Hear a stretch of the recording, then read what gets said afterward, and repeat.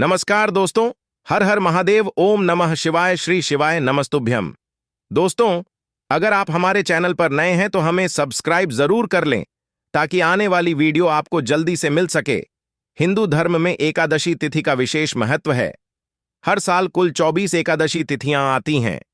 हिंदू पंचांग के अनुसार भाद्रपद मास के शुक्ल पक्ष की एकादशी तिथि को परिवर्तिनी एकादशी कहा जाता है।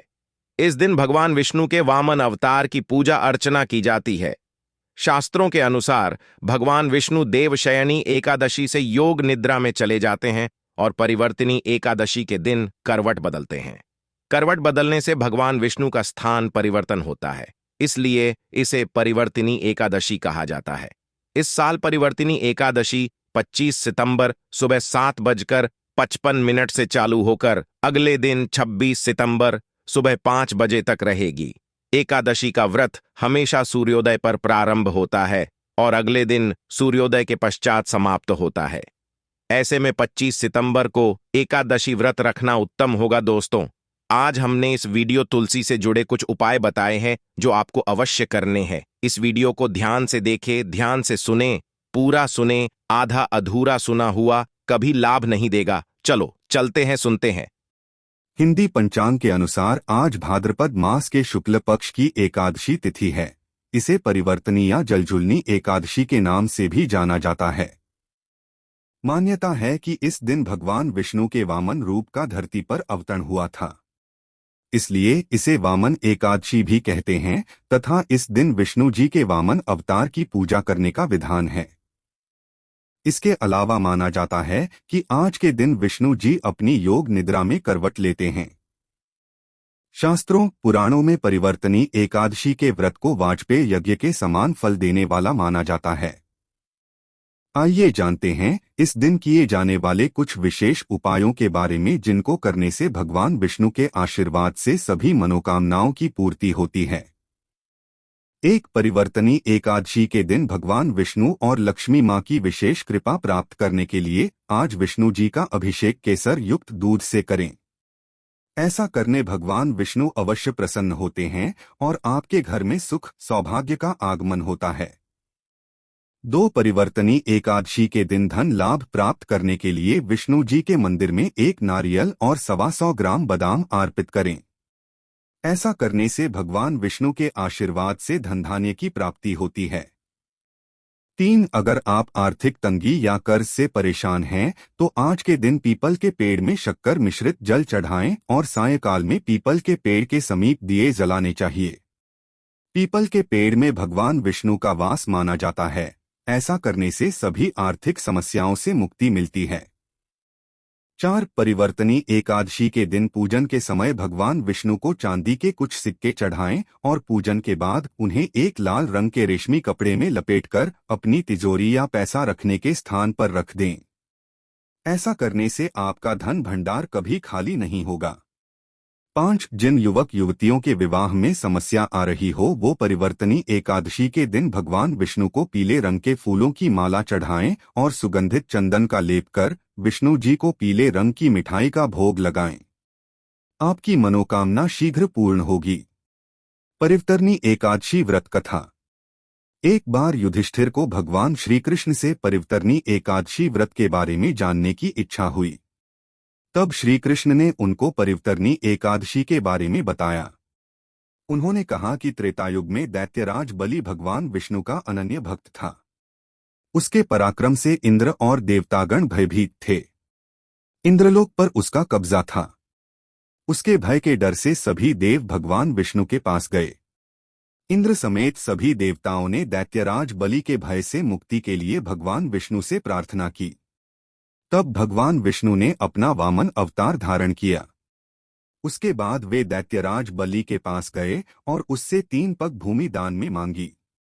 बलि ने वामन देव को 3 पग भूमि देने का वचन दिया। तब वामन देव ने अपना विकराल स्वरूप धारण किया। उसके बाद एक पग में स्वर्ग और दूसरे पग में धरती नाप दी।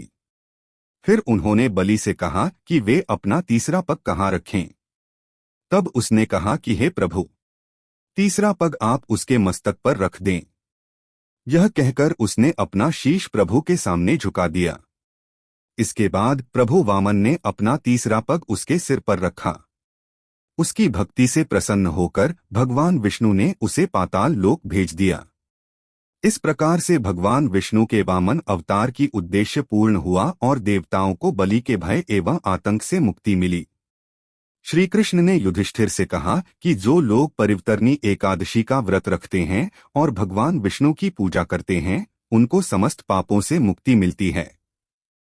इस दिन आप तुलसी से जुड़े कुछ उपाय भी कर सकते हैं, ध्यान से सुनें।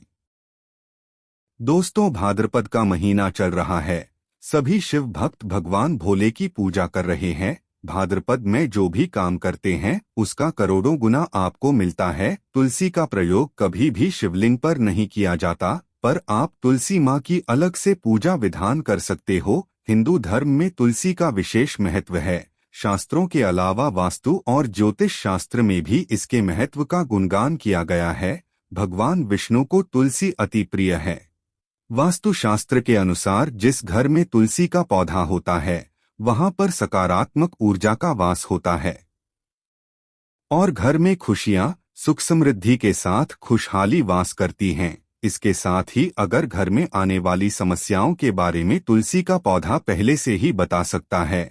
औषधीय गुणों से भरपूर होने के साथ साथ तुलसी चमत्कारी मानी जाती है। तुलसी के पौधे के बारे में आपने विभिन्न तरह के उपायों के बारे में सुना होगा, लेकिन आप चाहे तो इस उपाय को अपना सकते हैं। तुलसी में बांधे पीला धागा। अगर आप चाहते हैं कि आपकी हर इच्छा पूरी हो, इसके साथ ही घर में सुख समृद्धि आए, तो इसके लिए अपनी नाप के बराबर एक साफ पीला धागा ले लें और फिर इसे तुलसी के पौधे में अपनी कामना कहते हुए बांध दें। जब कामना पूरी हो जाए तो इस धागे को खोलकर बहते हुए जल में प्रवाहित कर दें। माना जाता है कि ऐसा करने से भगवान विष्णु का साथ साथ मां लक्ष्मी अति प्रसन्न होती हैं और व्यक्ति को धन धान्य की बढ़ोतरी का आशीर्वाद देती है। तुलसी संबंधी अन्य उपाय। चढ़ाएं दूध। ज्योतिष शास्त्र के अनुसार मां लक्ष्मी के साथ विष्णु की जी कृपा पाने के लिए एकादशी रविवार को छोड़कर नियमित रूप से जल चढ़ाना चाहिए। इसके साथ जल में थोड़ा सा दूध मिलाकर चढ़ाने से अधिक शुभ फल प्राप्त होता है। कलावा भी चमका देगा भाग्य। गुरुजी के अनुसार तुलसी के पौधे में कलावा यानी लाल धागा भी बांधना काफी शुभकारी होता है। माना जाता है कि ऐसा करने से मां लक्ष्मी अति प्रसन्न होती है और सुख समृद्धि का आशीर्वाद देती है। गन्ने का रस। तुलसी करे पौधे में गन्ना का रस चढ़ाना भी लाभकारी माना जाता है। वास्तु शास्त्र के अनुसार हर मास की पंचमी तिथि के दिन हाथों में थोड़ा सा गन्ने का रस लेकर तुलसी के पौधे की जड़ में अर्पित करें। ध्यान रखें दोस्तों, ये आपको 7 बार हाथों से समर्पित करना है। साथ में आपको समर्पित करते समय अपना नाम और गोत्र बोल देना है और अपनी मनोकामना बोल देनी है। ऐसा करने से व्यक्ति की हर मनोकामना पूर्ण होती है। इसके साथ ही दरिद्रता से छुटकारा मिल जाता है। एकादशी के दिन भूलकर भी ना करें ये काम, वरना पाप के बनेंगे भागी। एकादशी के दिन रात में सोना नहीं चाहिए। यह तिथि बेहद पुण्यदायी होती है। इस तिथि को पूरी रात भगवान विष्णु के भजन गाने चाहिए, मंत्र या आरती करनी चाहिए। भगवान विष्णु की प्रतिमा या तस्वीर के सामने बैठकर पूरी रात जागरण करना चाहिए। ऐसा करने से भगवान विष्णु की कृपा प्राप्त होती है और उनके आशीर्वाद से जीवन में उन्नति के योग बनते हैं। एकादशी तिथि के दिन भूलकर भी चावल नहीं खाने चाहिए, चाहे आप उपवास ना भी रख रहे हों। धार्मिक कथाओं के अनुसार एकादशी तिथि के दिन चावल खाने वाला व्यक्ति अगले जन्म में रेंगने वाली योनि में जन्म लेता है। हालांकि अगर आप द्वादशी तिथि को चावल खाते हैं तो आपको इस योनि से मुक्ति भी मिल जाती है। एकादशी के दिन दातुन या मंजन करना वर्जित बताया गया है। इसके साथ ही इस दिन क्रोध करना, झूठ बोलना, चुगली करना और दूसरों की बुराई करना, ऐसी चीजों से बचना चाहिए। ऐसा करने से न केवल परिवार बल्कि पूरे समाज में सम्मान नहीं मिलता और पाप के भागी भी बनते हैं। इन सब कार्यों के करने से अच्छा है कि इस दिन भगवान विष्णु का भजन कर लें। एकादशी तिथि के दिन तुलसी के पत्तों को नहीं तोड़ना चाहिए, शास्त्रों में इसे वर्जित बताया गया है। वहीं द्वादशी तिथि को जब पारण करें तो तुलसी के पत्ते से ही करें, लेकिन उस दिन भी व्रती को तुलसी का पत्ता नहीं तोड़ना चाहिए। घर में अगर बच्चा या बुजुर्ग है जिसने एकादशी का व्रत ना किया हो, उसको पत्ता तोड़ने के लिए द्वादशी तिथि में कहना चाहिए। एकादशी तिथि के दिन कुछ चीजें ऐसी हैं जिनको खाने से बचना चाहिए, जैसे मसूर दाल, चना दाल, उड़द दाल, गोभी, गाजर, शलजम, पालक का साग आदि का सेवन नहीं करना चाहिए। साथ ही इस दिन शारीरिक व मानसिक तौर पर किए जाने वाले बुरे कार्यों को करने से बचना चाहिए। शास्त्रों में एकादशी तिथि को मोक्षदायिनी तिथि कहा गया है, इसलिए एकादशी तिथि के दिन इन कार्यों करने से बचना चाहिए। अगर आपको हमारी वीडियो अच्छी लगे तो हमारे चैनल को सब्सक्राइब जरूर करें।